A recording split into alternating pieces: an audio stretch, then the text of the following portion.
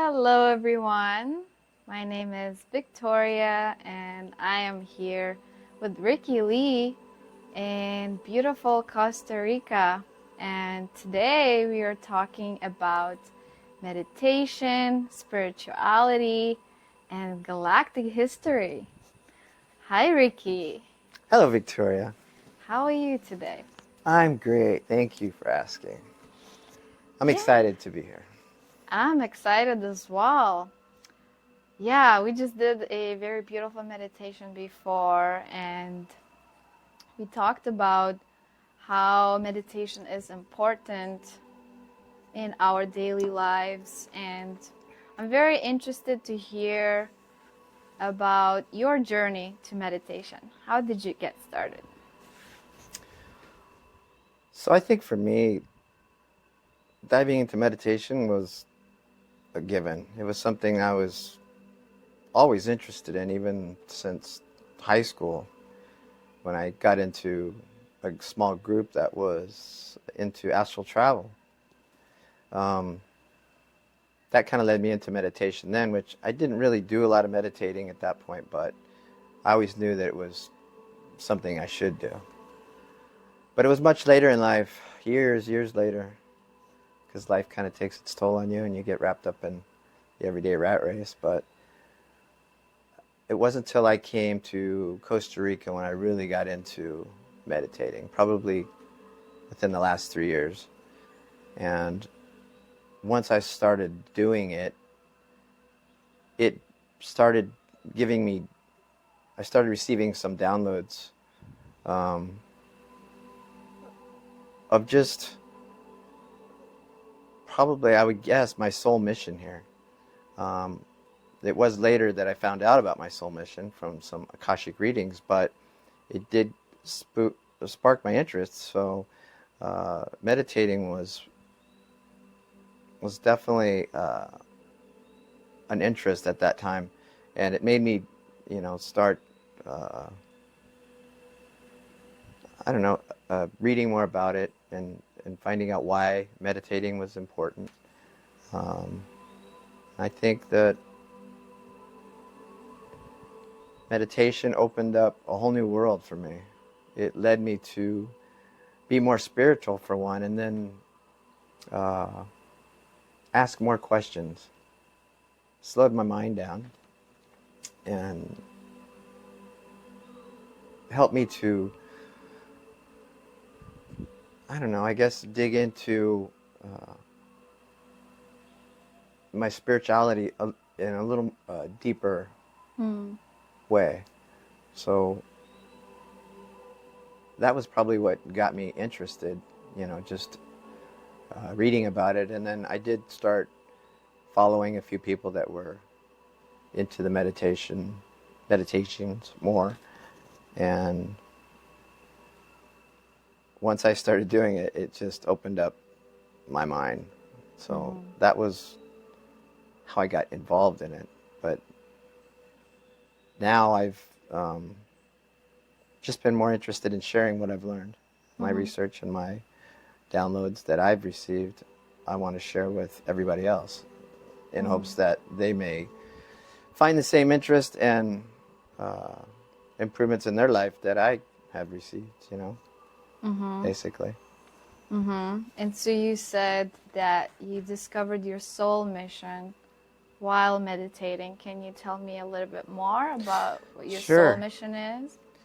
Well, before I did the Akashic reading, I was meditating one day and I started getting this download where everything came in so visually clear. It was like watching a movie. I When I finished the meditation, I had to actually write it all down because I didn't want to forget any of it. But it was probably the clearest meditation I've ever had of a vision. And it was showing me that it started by me standing in a group of, it looked like monks, I would say, or just uh, everyone had a hood on. We were all in rose-colored, like a light rose-colored robe, almost white. Um, and we were standing in the clouds. It's like I was in the clouds. There was clouds to my left and to my right. And as I looked forward, we were all looking forward, so I couldn't see anybody's face because I could only see hoods in front of me, robes, I guess you would say, and to my side, but I never looked behind me. I did have the feeling that there was about 50 of us there in this group standing in the clouds, and up ahead, up in front of us was 4 pillars, like you would see in Rome, like Roman pillars, standing maybe 30 or 40 feet in the air, 2 on each side, and in the middle was an arch. And through the arch, I could see more clouds, so it just felt like we were in the sky, in the clouds, standing there, and I saw the backs of all these other robes in front of me, and we were all listening telepathically to a voice. I didn't see who was speaking, I just heard the voice. And as I looked up to where the arch was, there was a globe like the earth. It looked like a picture of the earth, and it was spinning slowly like a holographic image just up in the air of the earth, maybe 3 or 4 feet in diameter, maybe 20 feet away. And we were all looking at this, listening to this voice telepathically about coming to earth to help raise the frequency and vibration so that the earth would ascend. And I remember thinking to myself that, oh, this sounds like an adventure. This sounds perfect. This is what I want to do. This will be easy, this will be great. Not knowing what was really going to be involved, how many lifetimes I was going to be here, all that kind of thing. But I do remember that my current brother in this life was there, and we were speaking back and forth telepathically as we were listening to the voice telepathically, but I was comprehending everything that was being said from the voice and him. And then also my current mother that's from this life was also in the group. I couldn't see where any of them were. We were just talking to each other. Mm. And I remember her saying, okay, I'm going to be the mother this time, and you're going to be the son. And my other brother said, yeah, I'll be one of the brothers. And we all just communicated back and forth. We were kind of like joking about it, almost like, okay, I'll be one of the sons, and we were just joking about it. And I remember thinking, this is going to be fun, and an adventure, and we get to help, Earth at the same time, Mother Gaia. And that was the basic part of it. I mean, it happened a while ago, so I'd have to look at my notes. But that was the main download that I got. And it was just so clear and beautiful. It was amazing. Mm. But then later on, I did get 3 Akashic readings done, and they did all confirm the same thing. So my sole purpose here is to help raise the awareness and the frequency of people that I come in contact with or just am around to help raise that frequency so the earth will ascend. Just like there's so many of us here, starseeds, light workers, wanderers, that grid workers, everybody that's here is all doing the same thing. We're all basically cosmic ambassadors,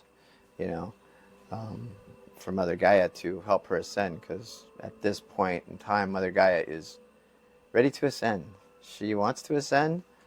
She wants to move out of the 3D now, and we're going to the 4th and higher dimensions. So there will be a Earth on each dimension, but there will be no more 3rd dimension Earth. Mm-hmm. So when you say you're here to help Mother Gaia, did you get any guidance on how you could help with frequency raising? Not that I remember. Do you feel intuitively guided on what can you do to achieve this mission? Absolutely, but that only came later on. Like within the last couple of years, I've gotten that guidance. Mm-hmm. But before that, no. I mean, it was because when you're born here, one of the things they told us was that you will be born here with amnesia. You won't remember any of this because in the 3rd dimension, that's how it works. We can't let you go into you can't go into the 3rd dimension because of the low vibrations with the memory of what you have here and what you've done. So you're basically starting over with your level of consciousness, which at the time seemed like, oh yeah, piece of cake. But once you're here and you don't remember anything, you spend half of your life looking, wondering why are you here? I mean, I always asked that question when I was younger. Why am I here? What's my purpose here? I feel like there's something missing. Like, it can't be that easy where we just are born here to be good and you go to heaven, to be bad, you go to hell. There's got to be more to it than that. So that always kept leading me to search. It took a long time because you get wrapped up in the rat race. But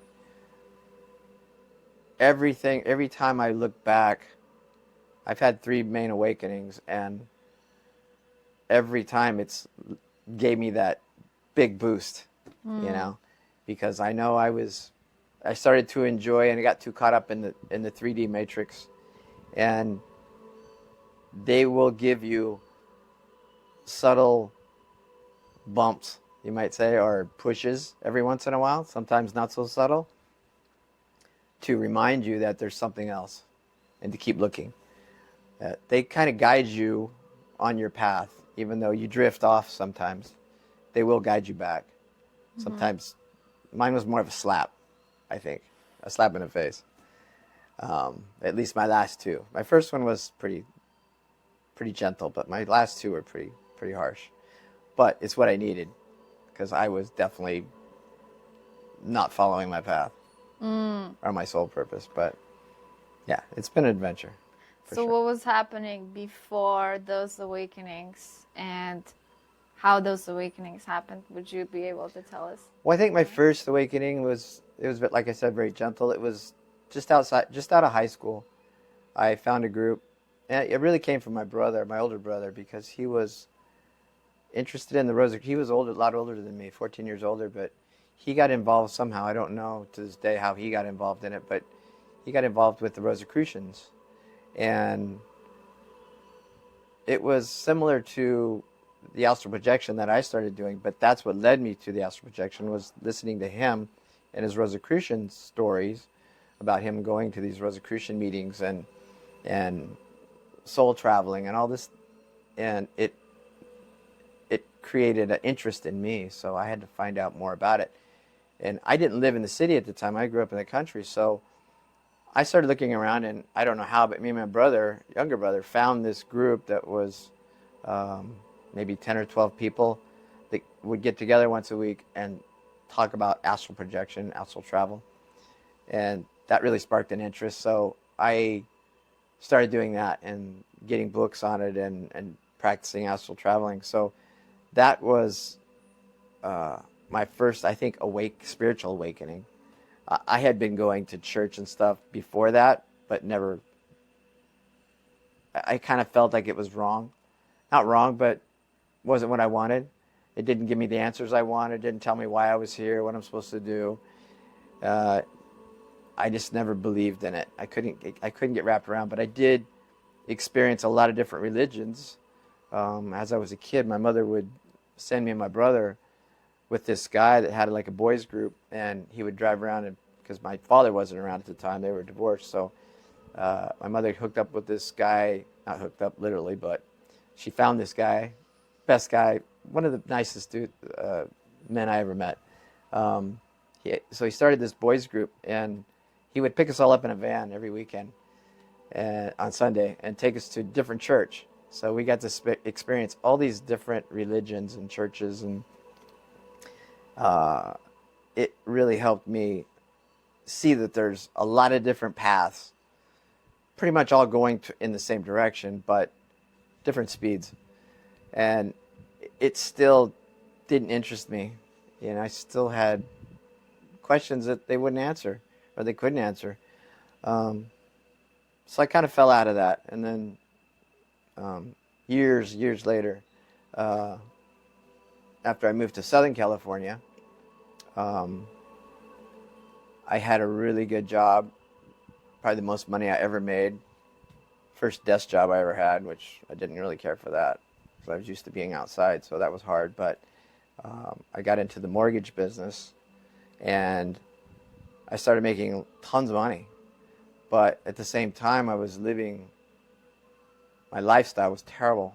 I was eating, I was eating fast foods and not healthy, um, drinking a lot, partying because I was making so much money. Money to me has always been kind of like, it's here today, gone tomorrow. I'm not one to just save up money and, you know, think about retirement. Mine was always enjoy it while you got it.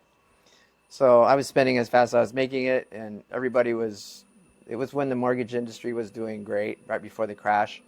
So everybody was making tons of money, and we were buying toys and, you know, all that kind of stuff. I bought a condo and all this stuff, and had nice cars and all that. But it, I was going through a bad divorce too from my first wife. So the stress of that and the lifestyle itself, uh, it led me to get cancer. And when I got cancer, that definitely halted my life. I quit my job. Luckily, I had good insurance to pay for all the treatments that I had to go through for the next year and a half. But um, it made me reevaluate, you know, what life was about. And I could see that I had totally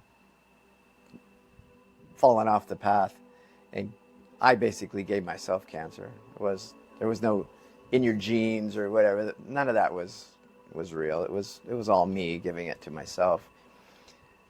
But that made me realize, okay, there's something more to life than this.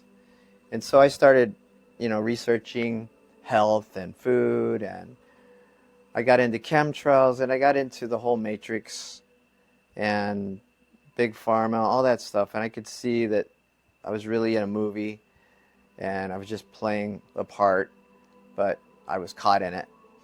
And I had to break outside that box, that matrix that we all get stuck in. And it helped me to start meditating. I did meditation then too a little bit, not like I do now. It was just a frequent once in a while thing. You know, when things got bad, I would meditate. It was kind of like praying. People don't pray until, you know, their life's at stake.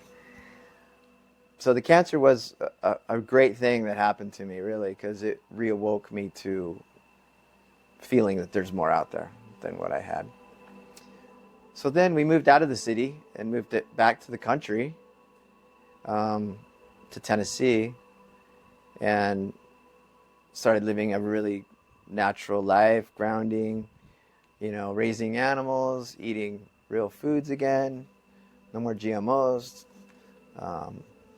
But I was still looking for something. I could tell I was still not good enough. I was still missing something. Something was drawing me away, and I really wanted to get out of the United States at the time.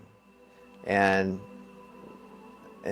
my wife at the time too, Lori, my current wife, she felt the same way. So we really had the desire to leave. So we actually packed up and just moved and went to Costa Rica. And we were here probably the first 4 or 5 years, probably 5 years. And one day I was walking up, I was hiking for my first ayahuasca ceremony, and it was up a hill. It was maybe a mile up a steep hill to this really out of the way, beautiful place. Probably the best place I could have done ayahuasca at. And when I was hiking up the trail, I noticed that I was very short on my breath, hard to get my breath, and I didn't realize what was going on, but my chest started hurting, and so I have to stop, you know, and I kind of fell behind everybody else. It was a group of us, and I would just stop and kind of act like I was enjoying the scenery, but I was really just trying to breathe, you know. And so after the ceremony, I came back, and I kind of went away. I didn't think about it anymore. And then maybe a few months later, I was working around the house, and I was moving some concrete. I was hiking. I was going up and down the hill carrying bags of concrete. It was pretty strenuous on me at the time, and it was hot. And I started getting that shortness of breath again.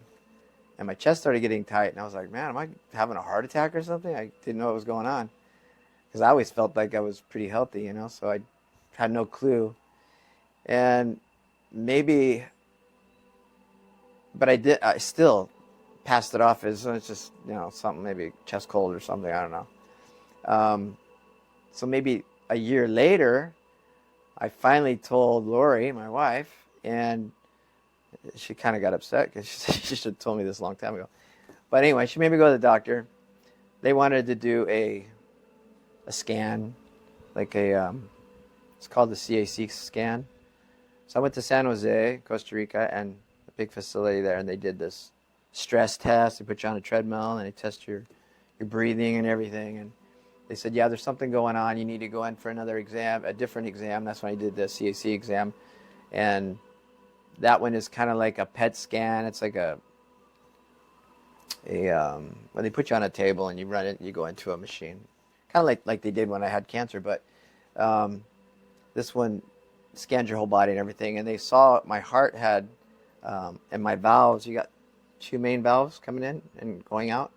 Well, actually 4, but there's 2 main ones. And one of the flaps on one side was not working correctly. It was kind of stiff, and the artery was kind of closed a little bit on that side. So they said, yeah, you need to get a stent put in. And I'm like, okay, what's a stent? And that's where they insert this thing into your artery, and it spreads out. But then I started reading about it and realized that it can cause a lot of issues too. And it's like once it's in there, you can't get it out. And it can also catch stuff and cause just as many issues later on. So I didn't want to do that. I wanted to go more natural. So I found a holistic doctor here and started going to him. And he was giving me big doses of vitamin C and this whole solution that was help soften your valve again, and also break up the buildup in the artery, but in a safe way instead of just breaking off in a chunk, which could cause a heart attack. So I started doing that. So probably for a year and a half I did that, and I just recently stopped not too long ago, and I feel fine again. I feel great, but it definitely made me wake up again and say, okay, this is another sign for me. And that's when I started diving deeper into meditations and just becoming more spiritual, because I know that all of us are made of energy. We never really die. Our avatar bodies dissolve, but we never die. Our soul never dies. Our spirit never dies. So I know there's more out there, and I started becoming more interested in where am I going after this earth plane, this third dimension. And that led me into a whole nother area. But that was definitely my last awakening. Mm-hmm. And a big one. Yeah. And what do you think that last awakening was telling you? Was there a message? Because you were living quite healthy, living a good life in Costa Rica. What was missing? More meditation? It kicked my ass and told me that I'm not following my soul purpose. I'm not following my mission. Yeah. Uh-huh. Yeah, you're right. It was telling me my mission. I'm off the mission. I'm not doing it. Yeah, I'm living pretty healthy, but that wasn't the point. The point was I'm not following my soul's purpose, my soul mission to why I'm here. And so how can you follow it better? Well, I've learned that every thought I have, every action I take sets off a ripple, just like everybody else does. It sets off a ripple, like dropping a rock in a pond, and the waves go out. So if I keep my mind, because my thoughts haven't always been great, I'm all over the place sometimes, but I've learned that to control my thoughts, my mind, so that I'm only thinking, good thoughts, positive thoughts. And that's where meditation came in for me, was catching those bad thoughts when they come in. Like I'd catch them before and I'd start thinking about them and spend half a day thinking about all this negative shit, when I could have just turned it around and made it positive and realize, take it in, realize what it is, where it's coming from, and then move on, and turn it into a positive instead of a negative. And once you do that, then synchronicities start to happen. And when you get all the synchronicities in your life, that's when you know you're back on your path again, for me. when I started getting all the synchronicities back, then I felt like I was back on my mission. And that's when I did more another Akashic reading, and they said yes, I was doing the right thing. And I asked them about meditation and should I do a meditation school or some sort of retreat, and they said yes, you should do that, but make sure that you keep on your path and you keep learning more about what you want to do, and all that you learn you can share with other people. But everybody I come in contact with, I share. But even I said, well, I'm in the jungle, how much can I share when I'm at home? And they said that's where people don't realize is that every thought you have is still sharing. It still vibrates out into the earth. So just always keep your thoughts right and your actions, and become one with Mother Earth again. Be grounded. Just do everything in love. No non-judgment, no judgment, unconditional love, and that'll keep you on the path. And once you're on the path, then the sharing that you do will affect everyone around you. That's so beautiful. The thing is, now I just want to share it, But I'm still a hermit, so it's kind of hard. I have to learn how to do it and still be a hermit. Yeah. So I guess this podcast is one step ahead. So we start sharing more. What next is on your mind in terms of sharing? How else would you like to share? That's a good question. I think I'm still working on that. I mean, the retreat was definitely a first step. If I can get that going, then that would be something that would keep my time involved in helping other people get information that they may have not have gotten any other way. But I think the location I'm at is the perfect place to build it. It's so serene and beautiful here that it's like, why not share this? But yeah, I do have a huge interest in the galactic history because I really want to know. It seems like the more I know, the more I can help people. So to me, knowledge is power, and there's a negative side to it that we still have to learn, because not everything is love and light and rainbows and unicorns. There's a dark side too, but once you understand the dark side, it's easier to stay out of it and not fall victim to that energy. And the higher you raise your vibration and frequency, the more protected you are, because that darkness can't live in that light. So the more light you carry, the less they'll be able to affect you. Because a lot of people are worried about negative energies. And yeah, if you're drinking alcohol for one and abusing that lowers your vibration so low and your frequency that negative energies can affect you a lot easier. They can get in and they can, even give you disinformation and make you believe a certain thing or a certain way. But so drugs and alcohol, you have to be careful with that kind of stuff, because that will attract negative energies and they'll allow them to come in and affect your energy. So I don't fear the darkness anymore, and learning about what's dark in the third dimension has helped me a lot. So I want to share that with people. So not to be scared or live in the fear, to be the opposite. Once you know that exists and what it is, then you can avoid it completely and learn how to stay out of it. Because so many people don't want to hear the dark. There's so many spiritual people out there right now that are interested in all the positive stuff. And I get that. I see that. Yeah, you don't want to think or put your energy into darkness. But you have to understand where it's coming from and how it does exist and how it can affect you. And once you understand that, it's much easier to avoid and to grow out of that. So, I have a friend, I won't mention any names, but I do have a friend that she sees it's all love and light and rainbows and unicorns, and I can't look at any of this negative stuff because it lowers me down, and I just laugh. It's like, I am not going to push anybody. That's not what I'm here for. But I do mention things to her, and she won't even look at it, because it's just freaks her out. And I think it freaks her out because she doesn't understand, Once you understand it, it's not anything to be scared of, It's not anything to fear.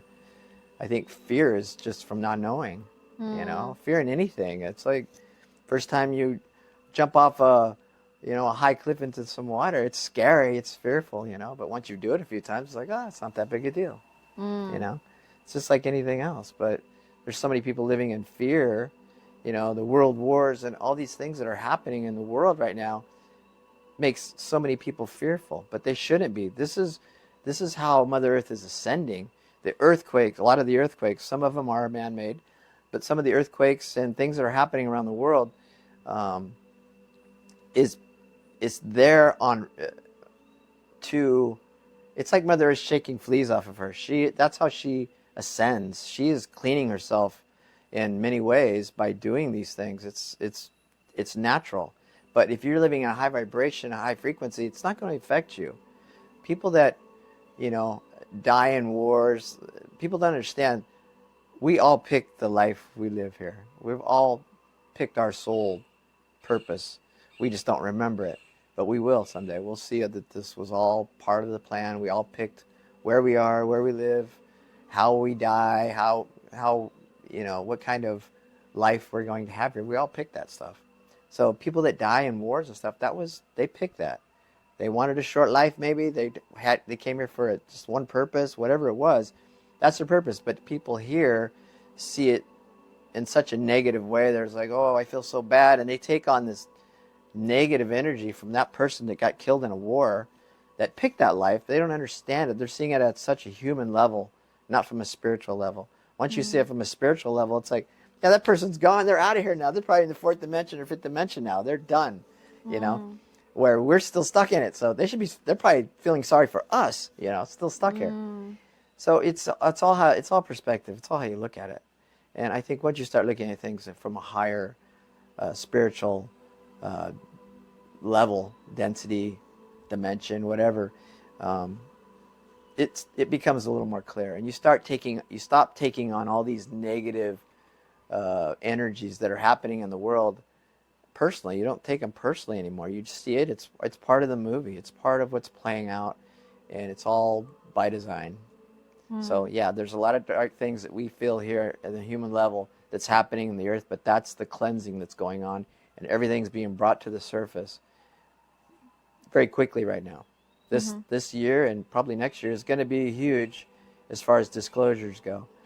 You're going to start hearing about more UFOs. You're going to start hearing about all these negative things that the government's doing. It's all coming out. There's a lot of whistleblowers, but that's where we are, and that's what we need. I like that. Knowledge is power. I agree with that. And the more you know, the less you fear. So is that why you think galactic history can help people? Just because they know more, they fear less? Or is there something else that we can gain from galactic history and all that knowledge? Absolutely. I think knowing your history, it's like when we were in high school, they gave us, most of it was not real history, but knowing your background helps you know yourself better. It's like when you know your roots, your real roots, it helps you understand how you got to where you are and why you are where you are. Like, I know that I'm an old soul. All my Akashic readings told me I'm an old soul, and that's one of the reasons star seeds are here. Most of the star seeds are old souls.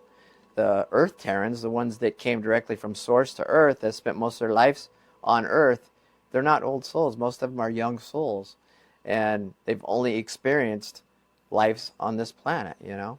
There's a lot of those here too, but there's millions of star seeds here and light workers that came here on purpose, volunteered to come here to help Earth ascend and the Earth Terrans ascend, because they are going to be ascending too. As long as you're not an evil person pushing the vaccine and all these other negative things, you're not one of the controllers, the elites that are actually trying to keep people as slaves here. you will ascend to the fourth dimension at least. So we're going to be the star seeds and light workers are going to be the ones leading the Earth Terrans and helping them in when the ascension does happen. We're going to be helping them understand what the fourth dimension is, because they're going to have a lot of questions. They're going to be very confused when they start seeing, extraterrestrials, ETs, whatever they want to call them, our brothers and sisters landing on the planet when full disclosure happens, and they're coming down, and and it will happen. They're going to be full disclosure at that point. A lot of people are going to freak out because they just never believed it. They don't believe in it, and they're going to be in shock. And we're going to be helping them. We're going to be saying, just right this way. Come on, I can help you. There will be. There's a reason why the star seeds are here to help ascend, and it's not just the planet, but we're helping everybody else ascend too.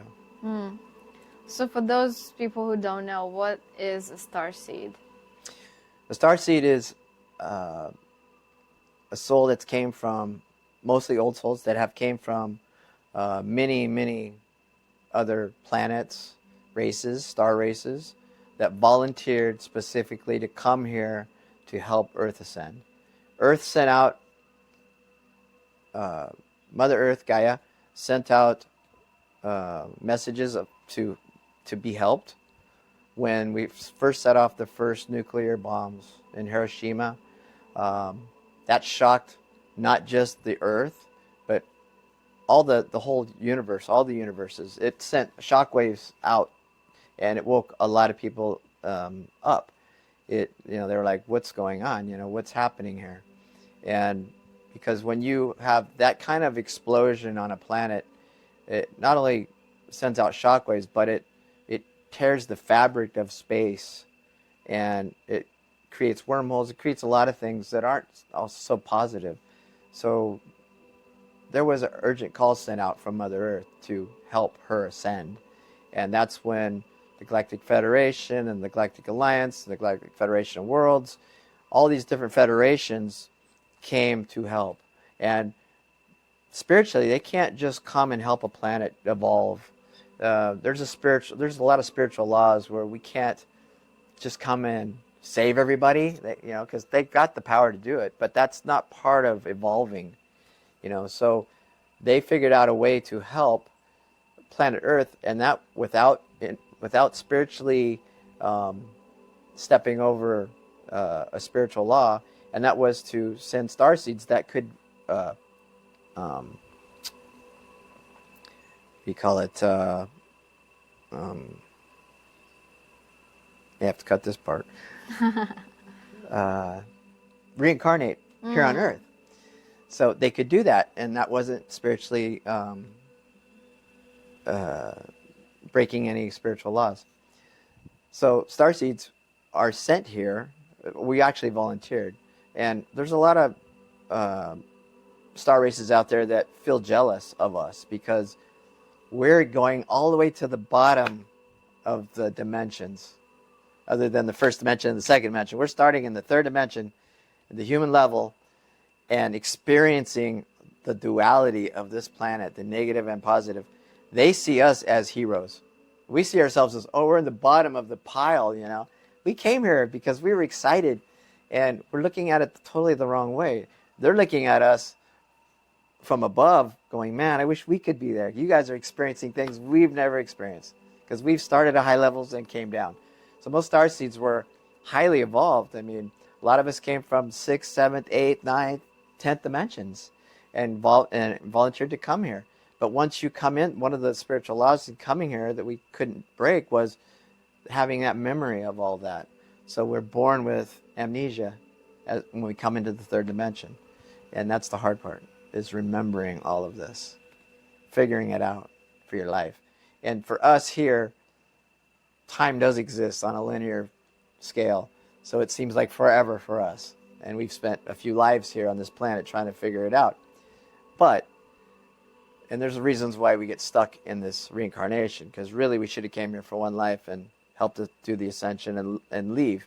But there was a thing called the soul trap that the reptilians created with the moon and Saturn, and It's called the soul trap, and it kept us in this reincarnation, which was not really that was kind of a spiritual broken law right there. So that's why the Galactic Federation, all these other federations and alliances could come and actually do more than they normally could, because they've broken some of the laws, and now they're having to help protect us.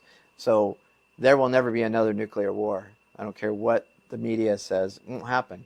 They've already said that they've stopped that. And if you look at the history of some of these, when we were in the Cold War and all these threats of nuclear war was going to happen or could happen, they even said that the ET races from above, you know, they saw spaceships over these nuclear sites, and they shut down the site. They said their whole power went down. They had no idea what was going on. How could they shut it off? But they said that had something to do with the star races that were above in the spaceships. They were shutting down the nuclears. They said it won't happen. They're not going to allow it to happen. They're not going to let anyone destroy the planet. Because Mother Earth, one of the things we don't know about Mother Earth is it's a very special planet. This planet was seeded with so many types of floral and fauna. It was terraformed with so many different insects and animals and plants. It was almost like a science project in a way. It was like a zoo in a way. It had all this life on it, and it was very special. So it's a very special planet to all the universes, and it's got a very important place in history. So it's very well protected right now. And there's a lot of star races out there that are cloaked. We can't see them, but they are in our atmosphere and just outside our planet that are watching this. Thousands of ships are out there, and they're all watching us and helping us with these people that are channeling all these different beings above. They're all helping us by sending channels and messages and stuff. So the people that are resonating with that higher frequency are getting these downloads and sharing it with everybody. So there's so many people channeling right now, and I mean, you can go on YouTube and find hundreds. I follow probably 50 different channels, and many of them are channeling. Some of them are just getting downloads. It's coming in so many different ways, the information, but we're definitely being helped, and we got nothing to fear. Many of them have said that, you know, time doesn't exist once you get past the fifth dimension. It's only here in the third and fourth dimension where time really exists. So they've already seen the future, and they said we make this ascension. This ascension has tried to happen with Mother Gaia a few times.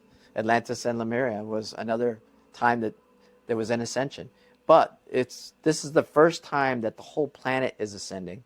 Back then, Lemuria and Atlantis were at the point where they could ascend as a race, but the planet wasn't ascending. It was still going to be a third dimension Earth. This is the first time that Earth is ascending to. So it's a very special ascension compared to like the past ascensions.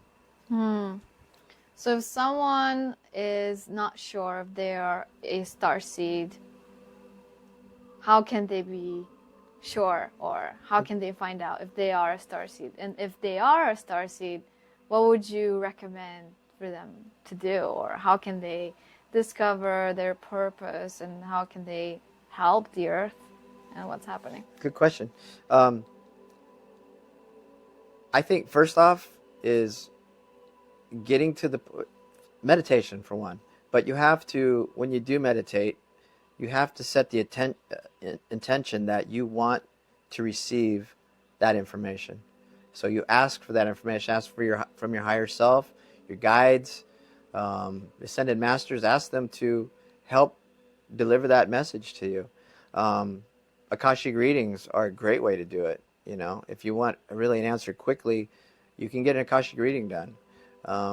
You can learn how to do Akashic readings yourself. That's probably the quickest way and most accurate, if you really want to know right away, is to have a reading done. You get a good Akashic reader, they can give you past lives that go way back. I mean, I've heard people where they went back to Earth Terrans where they spent their lives as a rock, as a tree. You know, Earth Terrans started in the first dimension and went to the second and the third. So, they can take you back. And if you're a starseed, they'll let you know. They'll tell you right away. Because if you're an old soul or you're not from this planet, you're a starseed pretty much. And starseeds have been coming in since the 1950s. So there's a lot of them here. Granted, there's other races that are more, you take the Pleiadians, the Larans. Well, almost all of us came through as a Laran in the beginning. So from the Laran Wars, we got split up, but we got separated a lot. But your Laran and Syrian heritage basically comes from source, and then we spread out from there. But starseeds will resonate with certain star races where they've spent many lives, like mine was an Andromedan. I resonate with Andromedans a lot because I learned that after the Laran Wars, I went to Andromeda and I spent many lives there, and I enjoyed it. So I resonate with Andromedans. But most of us were Larans at one time, or Syrians, and started there. And I resonate with them too. But when you look at all the, not symptoms, but the what you resonate with, whether it's music or anything, the signs, you'll find what race that is what you resonate with the most. I spent many lives as an Octurian and helped restore a lot of the building of homes and stuff after the wars. That was kind of my job. So I'd go to different planets and have a few lives there and help restore some of the things that were destroyed in some of the wars. And that's where I met my brother in the wars. But we both became contractors on this planet because of our building history, But yeah, I mean, that's why I ended up in Costa Rica. One of my Akashic readers, they said, well, you definitely like nature, and where do you live? And I'm like, I live in the jungle, and I build tree houses. And they're like, okay, that's perfect. You are definitely Andromedan. And, I lived on one of the planets in Sirius that I think was Vega, or one of the planets there that was much like Avatar, the movie. So I really resonated with that movie when it came out. I was like, oh my God, it's beautiful. I want to live there. Floating islands and all that stuff, and being able to communicate with the trees, and you're just connected to everything. And that's how it is in the higher dimensions, that we'll be able to have conversations with a tree. It's so different, What would you say to those people, those starseeds who are here and they know they're starseeds and they're missing their home? They're saying, oh, I don't belong here. This is weird. This is hard. I don't want to be here. I don't like it here. What would you suggest them Great to question. do? That's a great question, because I felt that way many times. And it wasn't that's where I would say learn your galactic history. Because once you understand that, because I was the same, I'm ready to leave. I want to get out of this third dimension. It's like once you understand your mission and where you came from, you understand how important it is for you to be here right now and help. We're the ground crew. We're the ones that are helping this planet evolve. We don't want to just take off and run now. We're so close to the finish line. It's like, no, this is when we got to really kick in and give it everything, So yeah, I would tell them, no, think the opposite. You're special. Every person here has a special piece. Every starseed has a special piece of the puzzle that's going to help. And they may not know it yet, but there's a special part of us that's going to, when the shift happens and the great solar flash does take place, that's when you're really going to be needed. And that shift is really going to be calling us into our main position and help. And once we get through that, then we'll be able to do whatever we want. Go back to the planet that we most resonate with, or the race, and travel to different planets, whatever you want to do. I mean, it's going to be totally what we call heaven. It's going to be better than that. It's going to be anything you want to do, be, wherever you want to go. That's all going to be possible, instantly. But we got to get through this. We got to finish this mission. We got to finish this job we started. So I would tell them just to hang in there and dig deeper. Look at your history. Find out your soul purpose and finish it. Don't take the easy way out, because there isn't an easy way out. You know, a lot of people that have committed suicide, that's because they couldn't handle it here. They're probably a starseed that really had a hard time adjusting, because it is hard to adjust here. You know, I mean, I always felt like the government was unfair. Why do I got to pay to live on this planet? Why do I got to pay taxes? Why do I have to have a passport to travel? It's all so conforming. I hated that. I mean, the government ruling over us is all by design from the dark. But that's how they, you know, kept us subdued, and they keep us in this low vibration, you know, like you're never completely happy. There's always something happening, and bills to pay, and, you know, tax on everything. It's like that's all. It's all by design. They can't keep us too happy, you know. They want to keep us just doing our stuff, just doing our jobs, and they feed off of that. The thing that people don't understand is that the darkness here survives off of our low vibrations and our low frequency. That's what it's called, loosh. They feed off of our fear, our anger, all these negative emotions we have, and energies and vibrations, frequencies. That's the lower they keep it, the more they feed off of that. That's what they live on, and that's why they can't survive in the higher dimensions, because the frequency is too high. They can't touch us when we're there. They can't even get there. So they only feed off of. It's sad, but that's all what they feed off of is fear.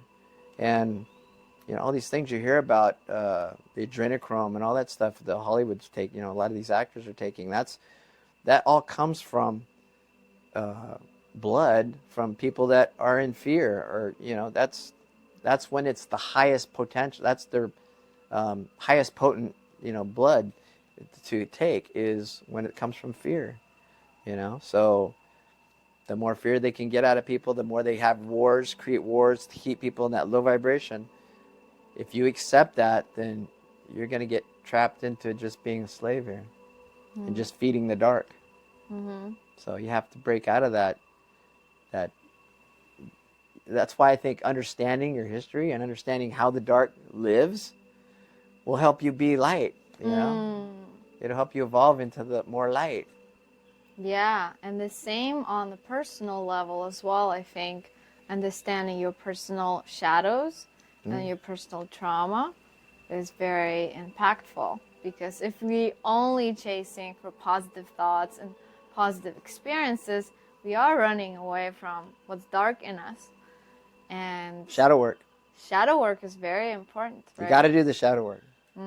Everybody has to do the shadow work. I think you can't really get into all the higher frequency ranges and the densities until you do that shadow work. Everybody has to go through that dark night of the soul, you know.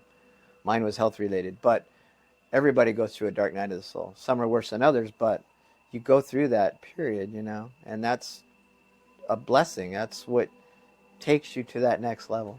You get through that dark night of the soul. Now you can see the light, and now you can start living in the light, you know. But you got to do that shadow work, for sure. Yeah, and we do see the darkness here as bad, and we see it good and bad, but there are dimensions where there is no good and bad, right? Yep. It's just an energy, and some beings from other dimensions may be seeing this as a beautiful thing. Darkness and light playing together. Absolutely. So we are learning and evolving as souls and creating things, right? Absolutely. What's your perspective on that? Yeah, I mean, I think a lot of the higher density beings, they, like I said, they look at us like almost envious, because we're experiencing something they haven't even experienced.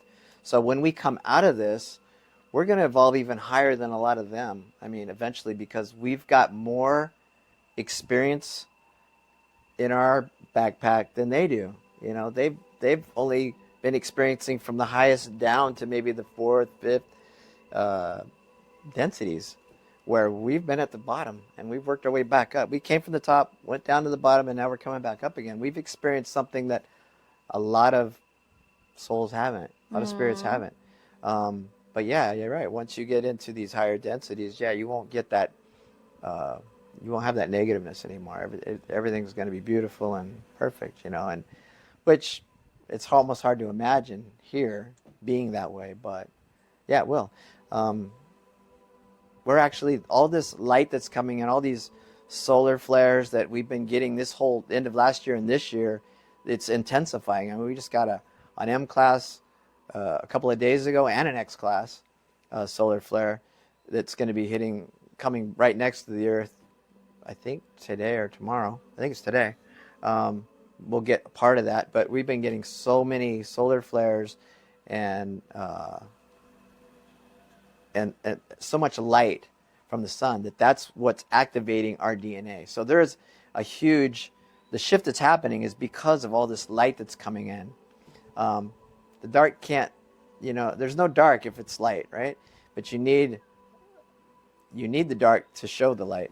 So it's the dark is running right now. The cabal is falling. All these negative entities are hiding. A lot of them are. You take like, if you want to put it very simply, you take like these people like Zuckerberg and all these guys are building these underground bunkers.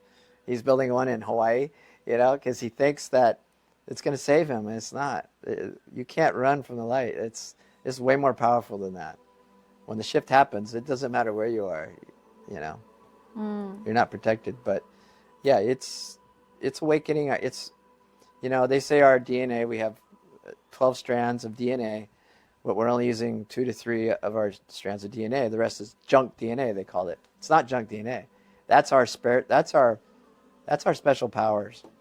So you take all these Marvel movies that are fantasy, that's the real history.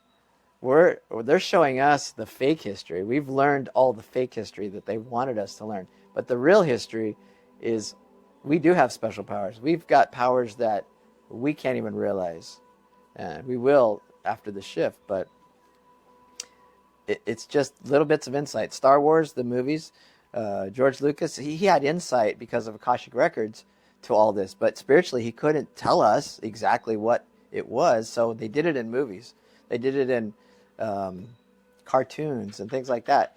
So they were showing us all these things that weren't spiritually against the law, but that was their way of doing it. Star Trek, all that's all real stuff. It's just we don't know about it. We don't know about it here. Yeah, and I think that's why it's very important for star seeds to come together and learn and support each other now. And so, like you said, we do have powers, and we do have all these strains of DNA we're not using, but we can activate them, and we can work on that, and we can come together, meditate, go deeper, support each other. There's meditations that help activate your DNA. I do them all the time. There's so much information out there right now. That's one good thing about the internet. You can live with the internet with the intention of negativeness, and it'll take you deep into negative stuff. Or you can live with it in a positive way, and pull out all the positive information. I mean, I've connected with so many positive beings through the internet, that I never would have been able to contact before without the internet. So, yeah, the internet can be good or bad. It's all how you use it, just like AI. But in the third dimension, it's you have to be careful because you can go either way. You can get a lot of disinformation. It's like so that's when your discernment and your what you resonate with. You have to use your discernment a lot. So yeah, I think that's a big question for many star seeds because there's so much information. How do you identify sources of information that are safe to trust, and how do you identify false information as well? For me, I go by, if I feel it in my heart, it feels right. If I feel it in my gut, it's kind of like, I shy away. But if it feels right in my heart, if I open my heart and feel it that way, that's how I discern for me. I just feel, I think all the meditations I've done and the information I've learned is when you resonate the more you meditate, the easier it is to resonate and use your discernment, because you're actually opening your heart more with the meditations. If you're doing the meditations right, and you're really trying to improve your spiritual being, you will automatically open your heart more. And when things come up, you'll feel it. You can feel right or wrong, you can tell. If this guy has a weird voice, like I've watched a lot of channelers, and some of them are like almost comical, like you're listening to them, you're almost laughing, like, oh, is this real? But it's like, don't focus on that. Focus on the message. Like I was just on a chat with somebody the other day, and he was talking about after the video played, yeah, but the guy's voice was really, it was really funny. I don't know if I trust that. And I'm like, well, don't worry about the voice. What was the message? How was the message? How'd you resonate with the message? And then they were like, oh yeah, okay. Yeah, the message was good. Okay, well, who cares what the voice sounds like? People are all different. It's like, don't be so eager to judge somebody by the surface of their looks or their sound or whatever. Go by the message they're giving you. How does the message feel?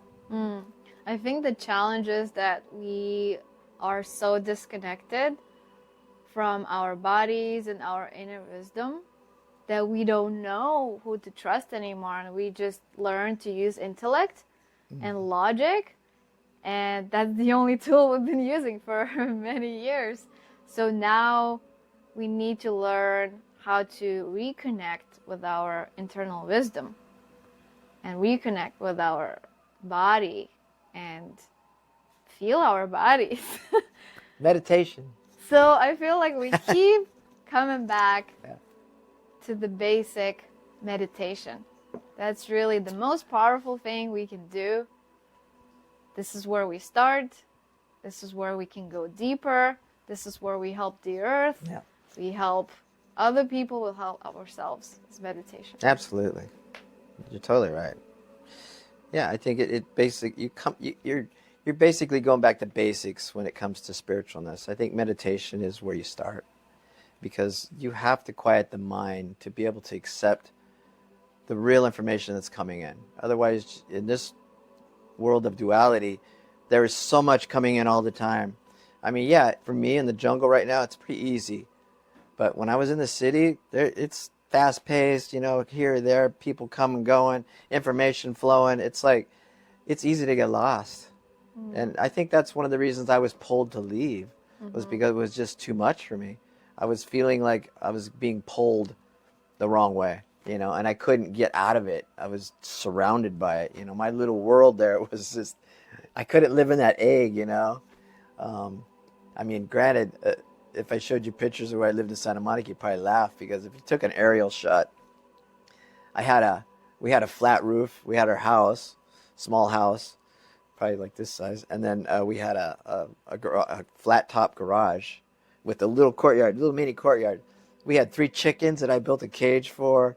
We had plants growing everywhere. We had gutters with strawberries and different plants growing on the side of the wall.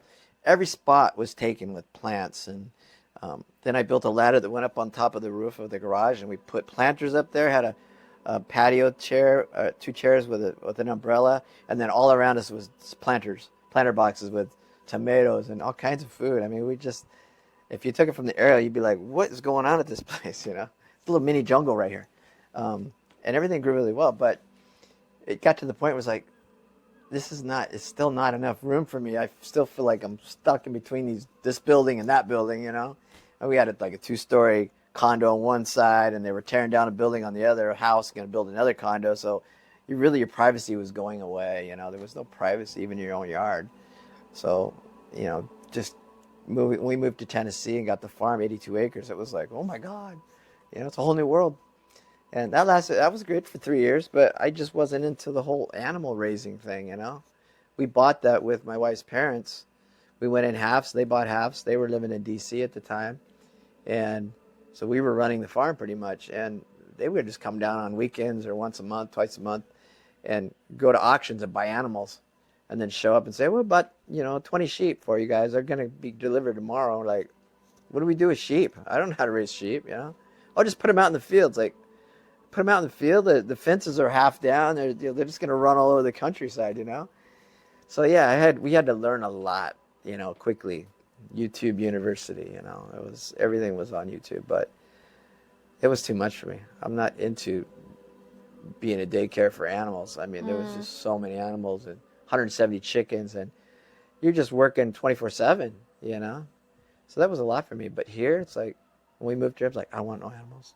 You know, dogs took me a couple of years to get dogs. Lori was just like, let's get a dog. No, I don't want a dog. We got to take care of it. Can't just go travel when you want to. You know, I got to find a babysitter. So I ended up with 2 dogs, but they're great. They're great dogs. But that's why we don't have chickens and we don't have other. You know. I like plants. I like planting stuff. You know, I like growing things because they kind of take care of themselves. You know, especially here because it's all perennial. It's like in Tennessee, everything would die in the winter. Summer, you'd have to plant a whole new garden again and plant everything. You know, here it's like this keeps growing, producing. It's just always growing. You know, so. But yeah, it did help me be a little more free, for sure. Yeah. Yeah, it is truly a beautiful place to meditate here. Since I got here, I've been feeling really strong energy here, and that's why I think meditation retreat here would be very powerful. Yeah, I agree. So, can you tell us a little bit more about that meditation retreat and your vision? What would you like to achieve with this meditation retreat?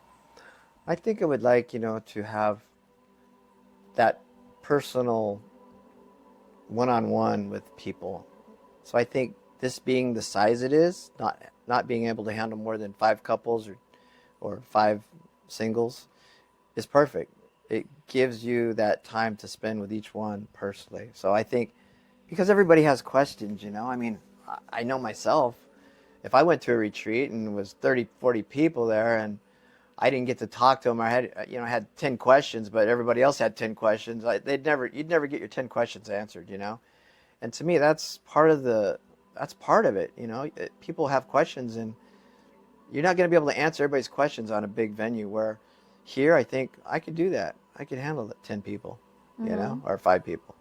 So I think that personal touch is what I want. And being in a treehouse is already kind of cool, different, you know, a little more in touch with earth. It's made out of wood, it's in a tree, you know. I don't think you can get much more grounded than that, you know. Don't have concrete floors and all that stuff, but so just giving people history on their soul and teaching people how to get in touch with their soul is the whole reason I want to do the meditation retreat. It's exciting to me to be able to help people in that way. I guess I'm just being selfish. I'm thinking how do I want to be helped more? And in a way, helping them is helping me grow, you know? Yeah. I think. Yeah, we are all connected. We're all one. The same spirit. So whatever's helping us, helping others. And yeah, you do have a perfect place for it. You do have the experience, the passion. And when you said it is kind of cool, I would say that's modest. The place you have, it's amazing here. You are super grounded in the middle of a jungle. And I think this is very important when you're doing meditation. You don't want to be in the middle of a noisy city or anywhere that's distracting. You want to be very close to the earth, to the nature. And that's really, really helping you to drop in deeper.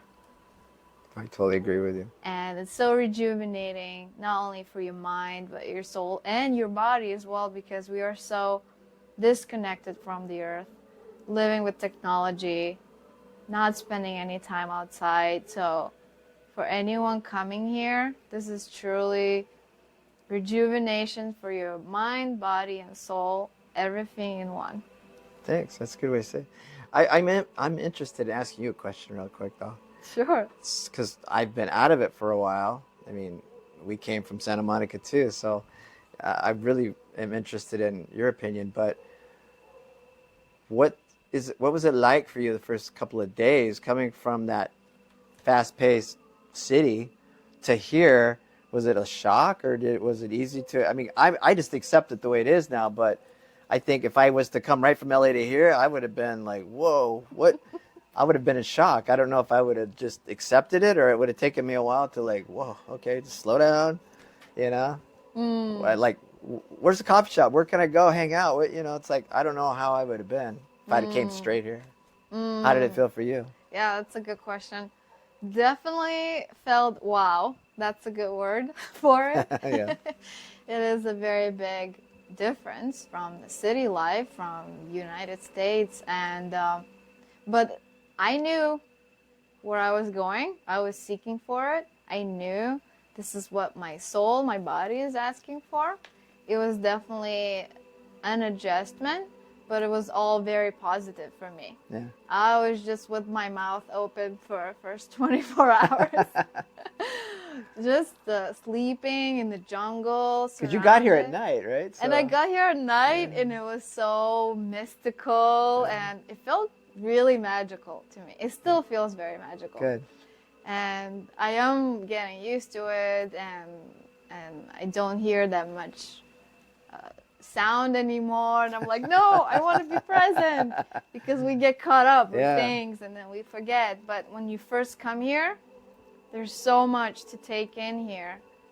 So much beauty, so much nature. It's so powerful. And I have been meditating every day for a few years now. But when I sat to meditate here, it was off the charts. I was like, okay, I don't even need to like close my eyes and meditate, because I feel like I'm like connected here. You're meditating at already. all times. Yeah. And it's just so recharging on so many levels. Yeah. That's good to hear. I love it here. Yeah. It is. Like, I know I take it for granted sometimes, especially now because I've been here 8 years. But whenever I fly to the States, it's like as soon as I get in the airports, I'm like, I'm already missing home, It's like it's kind of exciting to go travel once in a while, because we haven't done it for maybe a few months or whatever, or 6 months. So it's kind of like nice just to get out. But once I'm out, I'm like, oh, I'm already regretting it. God, I wish I'd have stayed home, I don't even like going downtown sometimes here. It's like, yeah, I really got to go. Can't we just live off of some water for a few days? It's like, that's why I stock up usually. I usually have plenty of food, because if I don't want to go, I hate having to go to the store just for one thing. It's like, I won't do it. I got to make a list, It's got to be a list. It's got to be at least 10 things. It is very hard to leave this place, because you have this perfect oasis of peace and serenity. So even going to the store is hard. It is. But yeah, that's why it's a perfect place for meditation, for people who need to get away and recharge and reconnect. They can definitely do it here. Detox on all levels. Yeah. Well, thank you so much for the conversation. It was really interesting to learn more about you and your inspiration and your vision and mission. And I'm looking forward to more conversations. We'll definitely do many more, because there's so much more wisdom to share. But yeah, thank you so much. Well, thank you. I appreciate having you do this for me. Yeah, and for getting the information out there. It's my pleasure. And for everyone else, please stay in touch. More to come. If you're interested in our retreats, please reach out.